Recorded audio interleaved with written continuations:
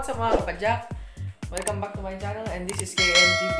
So sa video na to, check natin itong bike ko na main bike ko, XC bike ko na HYX na kagaya din nung check natin last time na HYX Eagle 27.5. Kaso lang ito, may napalitan na dito sa mga piyesa na to.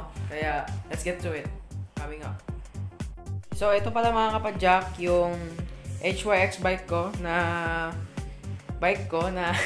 na hindi yung kagaya nito, yung ito last week na to. Like last 2 weeks na check natin. Ito na yung iba na to, may iba ng piyesa sa kanya. Kaya magsimula tayo dito sa cockpit. Yung sa cockpit na to, may core na handlebar siya. 740mm yung haba nitong handlebar na to. May 31.8 pala na diameter ng clamping niya. Tapos itong naka-short stem pala siya na Fox. Yung parang hindi yung totoong Fox yan. Hindi ko lang alam kung magkano na yan. Pero sa tingin ko mga 250 siguro yan. Ito palang grips na to ay pang enduro na Hornets. Kinulayan ko lang yung black kasi gold to noon. Ayoko yung kulay na gold. Hindi bagay dito kaya kinulayan ko. Next up, itong hydraulic brakes nga. Naka SM Simars na brakes kagaya nung dating bike na last time. So, ito naman palang fork nito is Gila RST Gila T7 shocks na may 28mm yung diameter itong stanchion. Tapos, may travel to na 120mm. Palit na rin yan.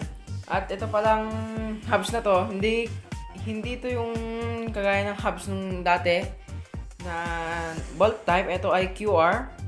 Pero ang QR nito, ang ginawa ko dito, may hubs kasi akong Shimano na QR. Kinuha ko yung QR niya, yung QR adapter, tapos yung axle niya, kaya pilit ko dito, kaya may naka-QR na to. Yan, ilang kita. Tapos, ito naman, nakapitan ko na ng battle cage.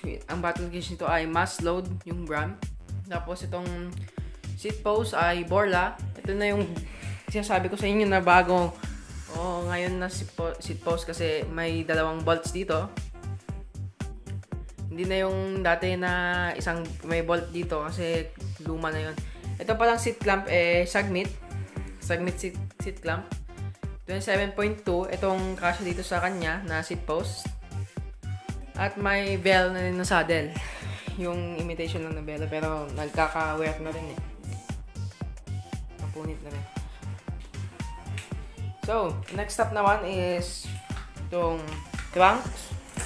Kagaya din nung isang bike. Itong trunk nito, yung dati pa rin. Kaso tinanggal ko yung bush guard dito.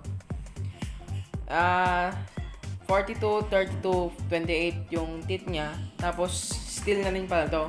Itong FD ay Shimano Tourney na 3x. Of course, 3x na.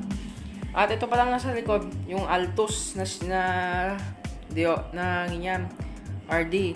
Pang 9 speed to, pwede rin pang 8 speed. Ito pala 8 speed. Tapos naka 27.5 na pala to na tires nito is unbranded. Pero hindi siya kataba nung check natin na HYX na isa. Ito ay mas manipis. Hindi ko lang alam kasi ito ito sa sidewall nito, may parang pattern, hindi siya smooth na kagaya ng mga ibang gulong, may pattern pa, ridges kung tawagin.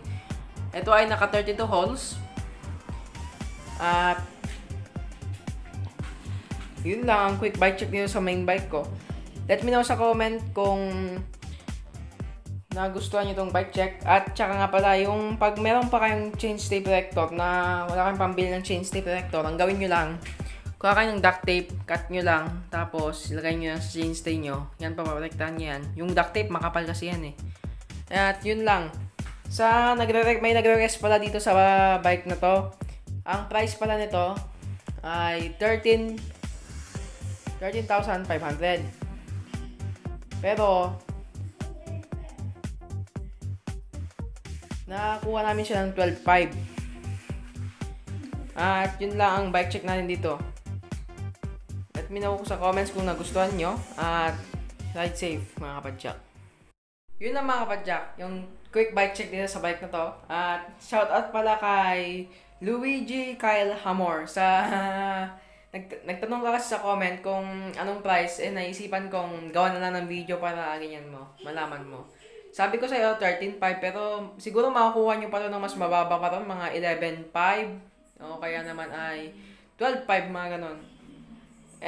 Yun lang mga kapadyak, kung gusto nyo magpa-shoutout, comment down below lang. At yun lang, ride safe at keep safe na lang sa inyo. Bye-bye. And once again, you're watching KAMTV. Thank you for watching.